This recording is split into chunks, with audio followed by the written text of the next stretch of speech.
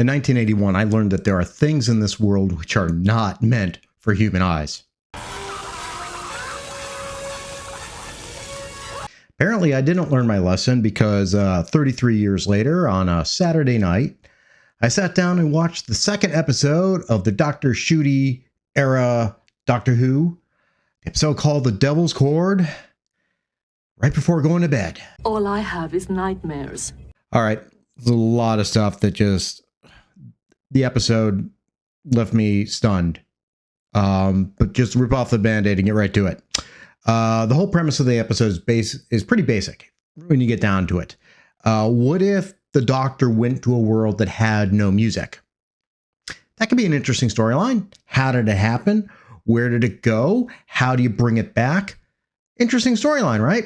Unfortunately, RTD continues to prove that he's lost touch with his ability to tell stories. So this show starts with a music teacher named Timothy Drake giving a piano lesson to a student. I found it interesting that Timothy Drake is also the name of one of the Robins from Batman. In fact, the Robin who's most recently been determined to be gay. The teacher shows the student something called the Devil's Chord, and in doing so, releases one of the toy maker's offspring. This is Maestro, and Maestro is played by an individual named Jinkx Monsoon, who's famous for being a winner on RuPaul's Drag Race. Jinkx Monsoon is a drag queen. Has to be different from a trans person. Just pointing that out, there is a difference. Regardless, consistent with RTD's new progressive messaging over storyline mantra, we immediately hit with pronouns. Them. What? Me. What? I'm them. You're who? You're who? Yeah, and Jinkx Monsoon's take on the character is unnerving. But it's so sad, Timothy. It's playing the character kind of like Jim Carrey played The Mask. Ooh, somebody stop me. Way over the top, way cartoonish. I'll give it this though. Somehow, Jinkx Monsoon is able to contort its face in all sorts of ways that do not look natural in any way and just kind of feel wrong. So what exactly is Maestro doing here? What's Maestro's goal? Well, Maestro steals music. Steals music from the souls of people, basically, sucks it right out of them, leaves an empty husk. And why is Maestro doing this? Well, because Maestro wants to take away all the music in the world, basically leaving a musicless husk of a planet with only the sounds of what is ultimately going to be apocalypse drifting through the air. Yeah, that's the goal. Hey, but some other fun. Guess what? Maestro breaks the fourth wall. Yay, meta, meta, meta. Now. All right, so on the TARDIS, it looks like Dr. Ncuti and Ruby have actually spent a few months journeying together since we last saw them. It was Christmas time in the last episode. Now we're in July. And basically Ruby says, I want to do something. I want to go someplace. And she wants to go see the Beatles, which the Doctor thinks is great because normally everyone wants to go see something like Jesus being born or the Titanic. But yeah, let's go to the Beatles. Why does she want to go there? Because my mum, she had a girlfriend, Claire, and loved Claire, and she was dead into vinyl. She had all the Beatles albums. Remember, her ex-girlfriend loved the Beatles. But they need to get dressed for the occasion. If you're going back to the 60s, gotta look like you're in the 60s. What about my clothes? I want to be ice. I've got wigs galore. Like a sound you hear. I don't get this interaction between Dr. Ncuti and Ruby. It's really not like any interaction we've seen with the doctor and his companion before. Ruby, I think, is like 20 years old, if I recall correctly. So I get her acting with this Gen Z Zoomer vibe. That makes sense. The doctor, however, doctor's supposed to be thousands of years old, right? But instead, he's acting Gen Z. In fact, he's basically like our gay Gen Z doctor. Okay, I guess in this new RTD era, we should get used to this shit. Dr. Ncuti and Ruby go to see a Beatles recording session, and when they get to the studio, it doesn't quite sound like the Beatles that they remember. I've got a dog. I love my dog. He's my dog. Also, it doesn't quite look like the Beatles. You think a BBC production, even with Disney, fronting a lot of the cost, would make the classic British band Beatles look like the Beatles. No, we don't get that. We somehow get John Lennon wearing his signature glasses, which he wasn't wearing in 1963 when the Beatles were debuting. He wasn't wearing them, but here we are because we need to know that that's John Lennon. But let's be honest. Why does accuracy matter when we got so much fun and wackiness going on in this Doctor Who show? After hearing the Beatles and a couple other singers, Dr. Ncuti realizes something is wrong. Music is gone from the world, and he's got to figure out what's going on. So he and Ruby are going to draw out the cause. They bring a piano up to the roof. They go up to the roof because Ruby's going to play the piano, and hopefully that music will bring whatever's causing this out. And while we're up there, this is interesting. Dr. Ncuti points out that in 1963, he's there. That's right. The doctor is there. The first doctor, the real first doctor, William Hartnell. Right now, I live in a place called Totter's Lane. 1963, I parked the TARDIS in a junkyard, and I lived there with my granddaughter Susan. I mean, maybe the first doctor would have noticed the fact that music was gone in the world. He's there at the same time. He didn't notice that. Don't you think he would do something? That's okay. Yeah, don't worry about it. Now, Ruby, like I said, Ruby's going to play the piano because she's the only one who remembers music. She's musical, and she wrote a song. That's right. She wrote a song for a friend of hers.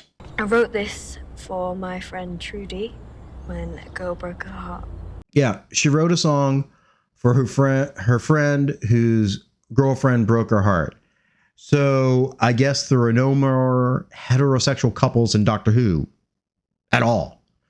Maybe, in a future episode, we'll go to a planet, hetero world. But otherwise, this is Alphabet City. Speaking of Alphabet City, guess who shows up after Ruby starts playing the piano? You called. That's right. We get Maestro crawling out of the piano like the girl crawls out of the TV in the ring. Dr. Ncuti then hears the tune from the giggle and realizes, oh no, that's the song, that's the tune the Toymaker used to control humanity. So what does he do? He takes Ruby and runs off. You see, Dr. Ncuti is scared. And that actually seems to be a very common theme with our new doctor in the last couple episodes. He doesn't think he can beat Maestro because when he beat Toymaker, he says he basically split himself in two. And if he doesn't beat Maestro, then the world's going to be destroyed. And Ruby's like, how's that possible? I mean, I'm from the future and the future's still there. I just saw it. So Dr. Ncuti takes her back to 2024, which is basically, a giant wasteland. Then Maestro suddenly shows up.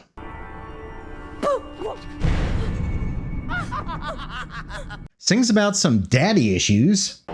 Daddy was so mean. Daddy was so tough. And basically explains how the devil's Chord released it from wherever it was captured. Dr. Ncuti realizes that Maestro could be imprisoned if he finds the right notes. So he and Ruby flee back to 1963. That's the only place they can go in the TARDIS. Maestro follows and captures Ruby. Why? Because Ruby is the only human left who can still make music. Just when Maestro is about to take all of Ruby's music, Maestro stops, realizes there's something else in Ruby, some other power, and releases her. This creature is very wrong. It kind of hints at the same thing we had in the last episode. Doctor knows there's something about Ruby also. But no time for that, because we got to stop Maestro. So what does the Doctor do? Doctor jumps on a piano which is famous because it's the piano the Beatles use to play and record some of their greatest hits. And what does he do? He's going to play the tunes that's going to send Maestro back to its imprisonment. What does Maestro do? Music battle. Yeah, music battle. Music battle. Kind of reminded me of the dance-off in Guardians of the Galaxy. Someday, put it together. What are you doing? Dance off, bro. Based on what Doctor Who is, this is just freaking stupid. It's a music battle, basically with Dr. Ncuti and Ruby playing the piano together, and all these animated notes are flying in the air back and forth, and just when it seems like Dr. Ncuti is about to beat Maestro, he screws it up. No. He hits the wrong last note, and then Maestro captures Ruby and Dr. Ncuti. Dire situation, things are lost. Thank God RTD's a genius, because he has a solution. Deus Ex Beatles. Ladies and gentlemen, the Beatles. That's right, just in time. Paul and John happen upon the piano, see the notes, which are still floating in the air, and finish the tune. Banishing Maestro, and music returns. Everyone wins. Oh, what a great episode, right? Oh, God.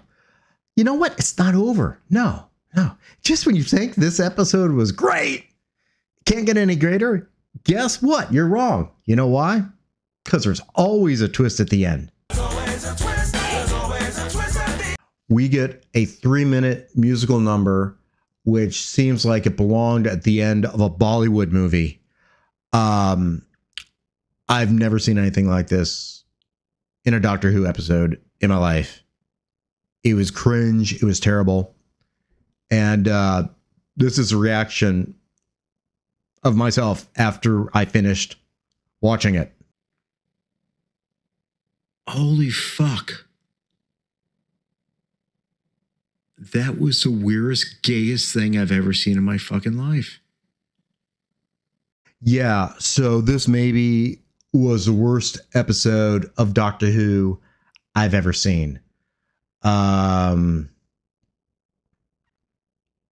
This makes Fear Her look like one of Shakespeare's great works. And I'm really getting the sense now this is what happens when you leave RTD unrestrained.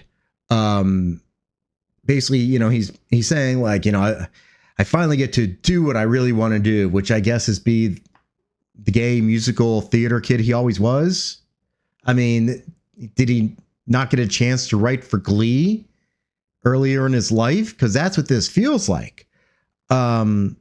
It's like there's no one there to check him. No one says, wait, RTD, maybe we should just tone it back a little bit. Kind of like in the Phantom Menace in the prequels, when George was just going nuts, and no one said, you know what, George, hold on a second.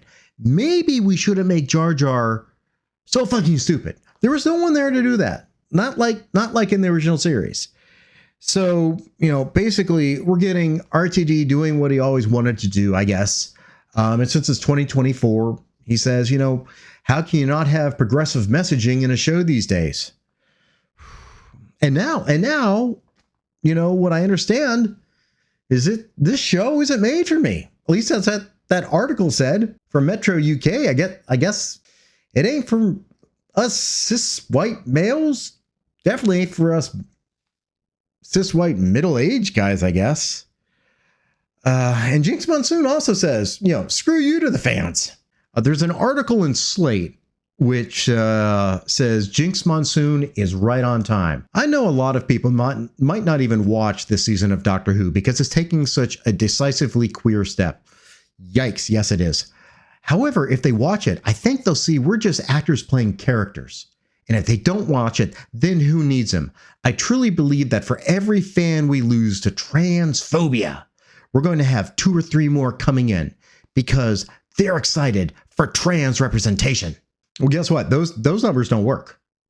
I mean, the way the media portrays it, you think that half of the population is made up of the alphabet community, but that's not even close. It's more like 5 to 6%, I think, is what a more realistic number is. And the T of the alphabet community, that's a fraction of the fraction of that 6%. Those are the numbers. So I guess we got Jinkx here to try to change people's minds. And clearly it's an over-the-top character. Over-the-top character. But there's nothing wrong with being over-the-top characters. That's fine. That's fine. There's campy characters all the time in Doctor Who. I mean, look at John Sim as Master, or even Michelle Gomez when she was Missy, the Master. They were both certainly over the top. But here, like quoting Spinal Tap, Jinkx pumps it up to 11. This is so off-putting, so garish, and just ugly. It's an ugly, jarring performance. I think it's supposed to be unnerving, but it's not like the Weeping Angels were unnerving. This is more like someone scraping their nails down a chalkboard.